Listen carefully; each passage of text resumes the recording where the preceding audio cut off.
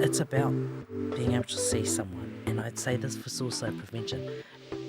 People just need to be seen and feel heard and know that it will get better, but they just need to be able to see that and have that support. Welcome to the Research and Reason podcast. Join us as we discuss the latest research, news, and opinion from arts academics at the University of Auckland. Kia ora koutou. Ko Julianne Evans aho. I'm Julianne Evans, the Media Advisor for the Faculty of Arts, and I'm delighted to be talking today to Jemaima Tiatia-Siau, the Pro Vice-Chancellor Pacific here at Waipapa Taumaturau, University of Auckland. Jemaima is also a Professor of Pacific Studies, and her research interests include suicide prevention, suicide postvention, mental health and well-being, climate change and mental well-being, and health inequities. Talofa lava, Jemaima, it's great to have you here. Oh, talofa lava, Julianne. Thanks for having me. We'd like to let you know that some of what we're talking about may be potentially triggering. If you find anything we discuss distressing, you can call or text 1737 anytime for help. Anyway, back to you. The places we could start are many, but perhaps we could find out a bit about you because you are the first Pacific woman to hold the role of Pro Vice-Chancellor Pacific here at the university. How did you come to be in the role? Well, I did want to voice that the university and the Faculty of Arts have been amazing in the way they've nurtured my leadership journey. So I was previously the co-head of school for Te Wānanga Waipapa, the School of Māori Studies and Pacific Studies within the Faculty of Arts. And there was an opportunity from the previous Pro Vice-Chancellor Pacific, who had vacated that role. There was an opportunity to apply, and I was encouraged by senior leaders all about the place that it may be a good step progression. And that's basically how I ended up in the role, and lots of enablers, people that are encouraging and coaxing me, and mentors especially that had encouraged me to apply for the role. And the rest is history. I mean, I didn't think too much about being the first woman or the first whatever. It was just an opportunity to grow my leadership and do a lot more for Pacific students and staff and our communities. And is that how you see the role, that feeling of being connecting Pacific people to the university more, perhaps, than they have been up to now, making it feel like a place they can call home?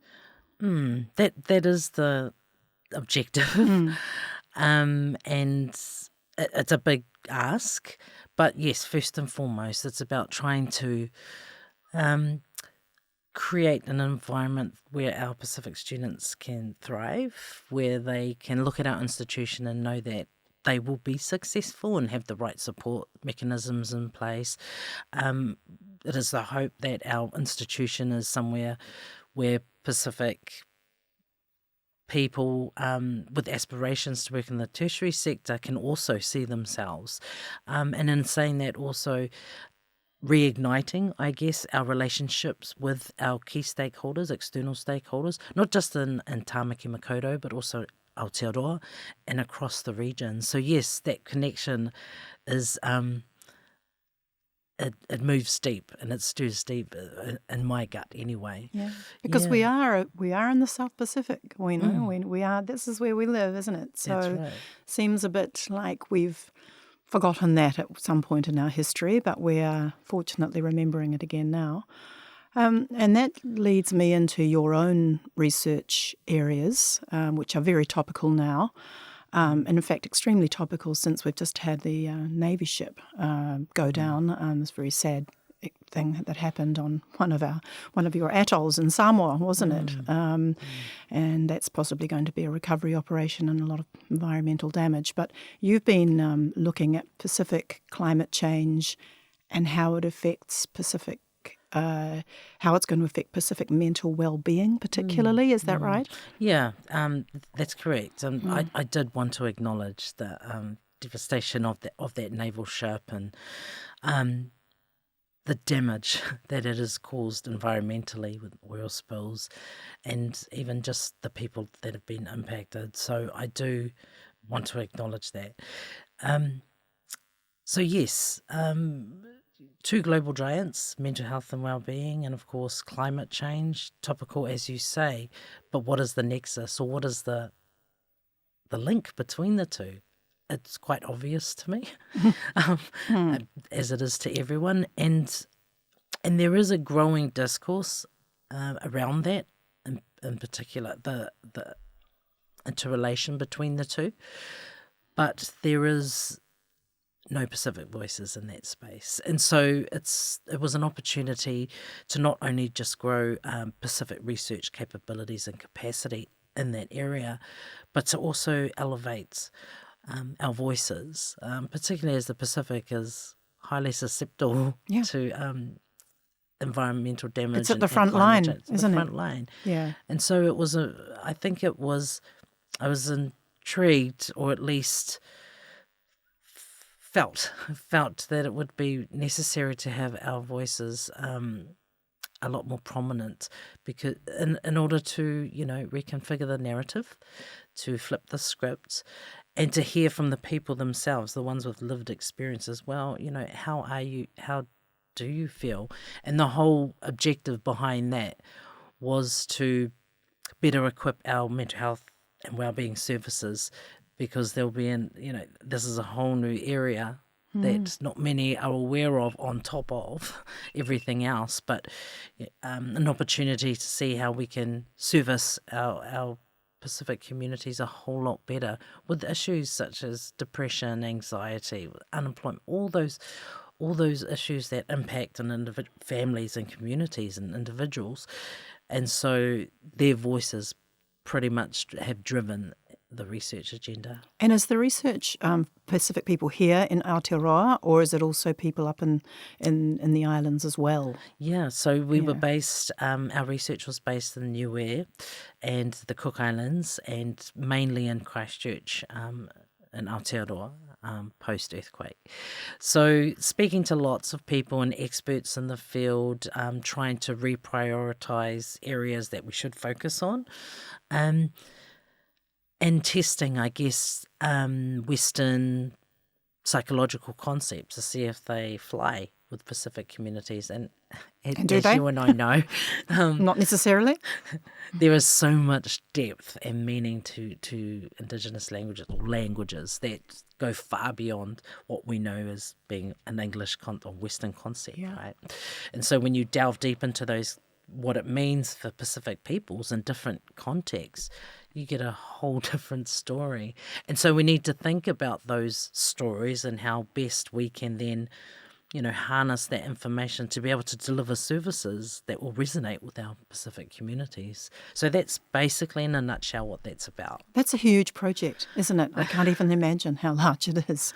Because I suppose you're talking about things like anxiety and fear and wondering what the future holds, because I guess that's how a lot of people feel about climate change. We're afraid of what it's going to mean but I suppose most of us are thinking maybe it won't wipe away my whole village necessarily, if we're lucky enough not to have that situation. But that's not the case, is it? There's people who are thinking perhaps they won't have a home, or won't have families safe. Is that right? Is that how the people are feeling? Absolutely. Yeah. There is this anxiety and this worry, but also this feeling of disconnect when you're relocated because of forced migration, climate change induced migration.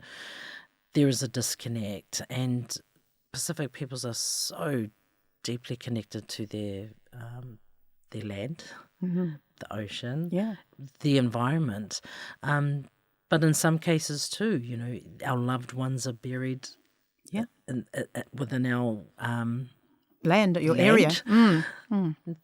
Those bones and that your family have drifted off into sea in some cases. And, being in Niue, the trauma from Cyclone Heta, which hit in 2004, it's still raw. Yeah. 20 years on, I was recently there, and that feeling is heavy. Yet, it's not really something that's openly spoken about.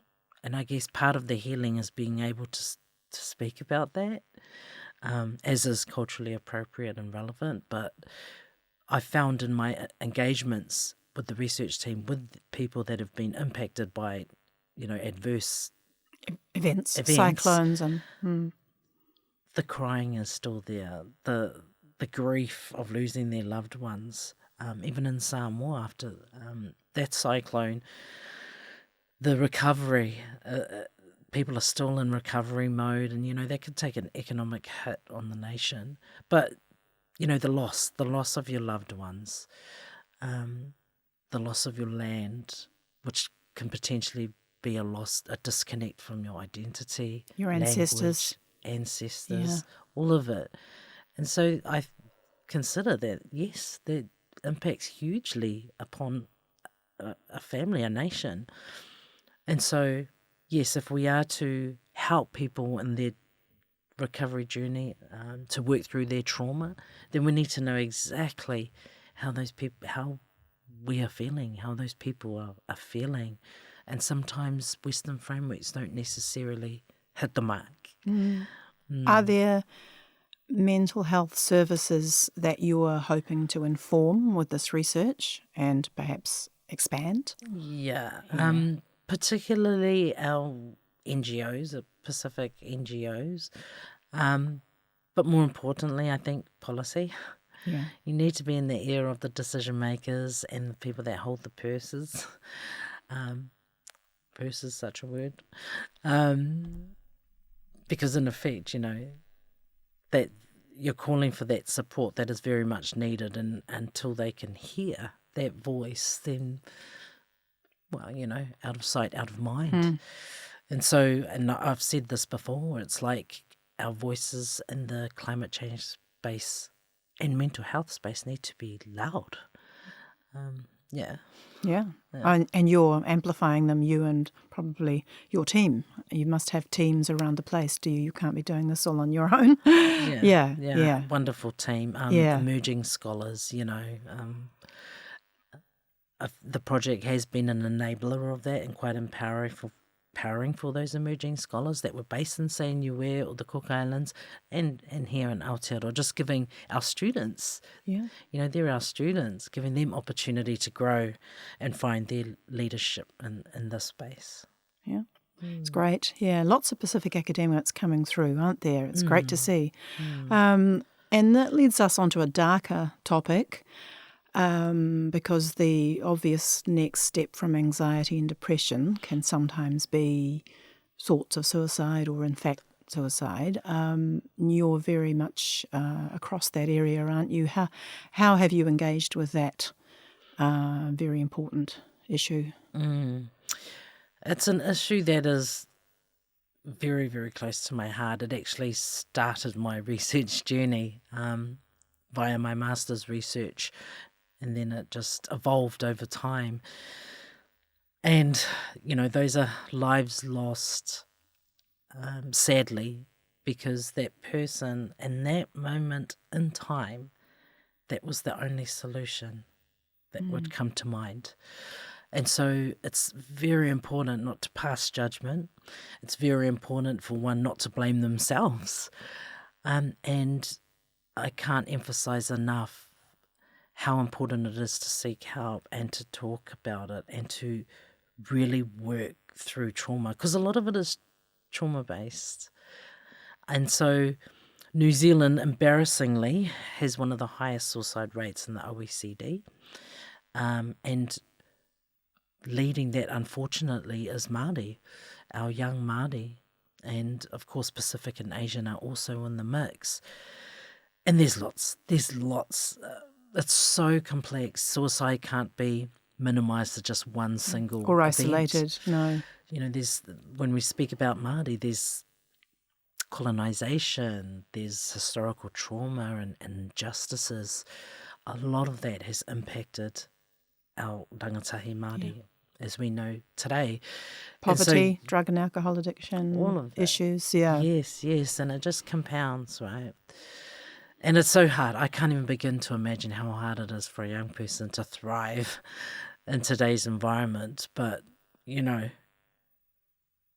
I think increasing the mental health literacy of those around, like when you see someone is not doing too well, or someone has closed in within themselves, have been uncharacteristic in some of their behaviours. It's our everyone is accountable, and so it's our responsibility to check in on our family members, our mates, our colleagues, our bosses, our babies, Yeah, I think it's interesting because there's a little bit of a cultural barrier to that in some cases, isn't there?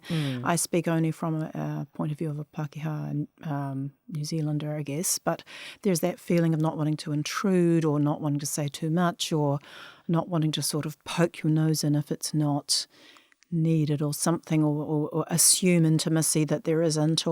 But I'm guessing you're saying don't worry about that. If you notice something, act on your instinct. Absolutely. That feeling leading up to a suicide death, there is no ethnicity. No. It has no ethnicity to it. It's just humanity, isn't it? It's humanity. What I'm particularly interested in, though, is how best to support. And so that support needs to be culturally nuanced and culturally appropriate and relevant in order to service, our communities the best way that we know how, and the most effective strategies. There has been in the last suicide rates and the statistics, there has been a slight decrease for Māori and quite a significant decrease for Pacific. So things That's good. were working. Yeah. Things have been working. But now as we see a change of government, it'll be interesting to see how those statistics may shift, improve or remain not. stagnant or not. So it also speaks to our country as having still a long way to go to help our nation address hurt and pain. And I think, if we were ever to have a thriving nation, in my view, is you have to address the trauma and pain of a nation that is still hurting. Until you address that, I don't think we will see much shift, in all honesty.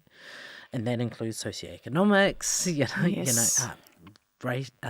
institutional racism in all its forms, divisiveness, all these things that benefit no one. Yeah. Perhaps only a select few, but there won't be much shift.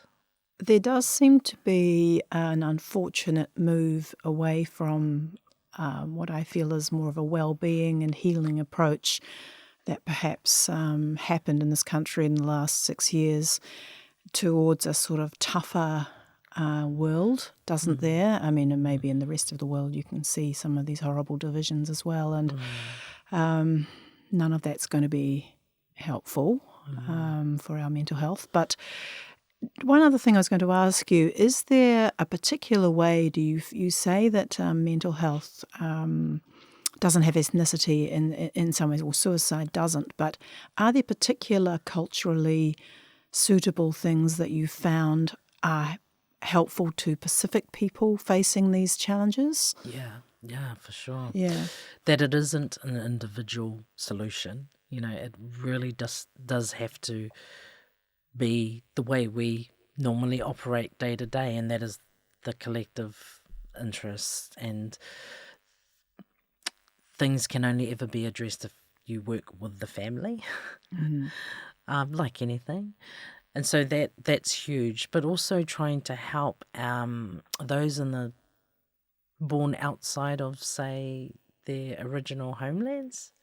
How do you support those young people or adults that are trying to navigate the multiple identities and environments that they find themselves in, which can be, it's a tough gig for anyone in a new country or brought up in a Western education system, quite a colonial education system. Of course, that's going to throw you out.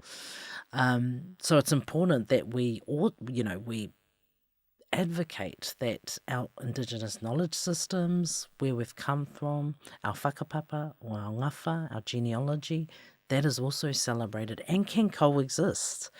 In fact, that would probably be the most fruitful way to be able to thrive, and say in this university, for example, is acknowledging people's values and who they are and their families and communities. It's about being able to see someone, and I'd say this for suicide prevention.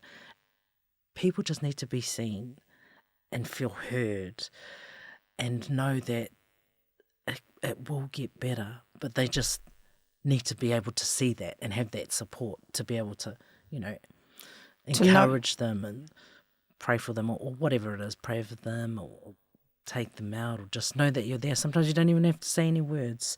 You can have someone sitting with you for a whole day, not one word, and that's enough for some people. And it's talking to people that you can trust, people that you know that have got your back.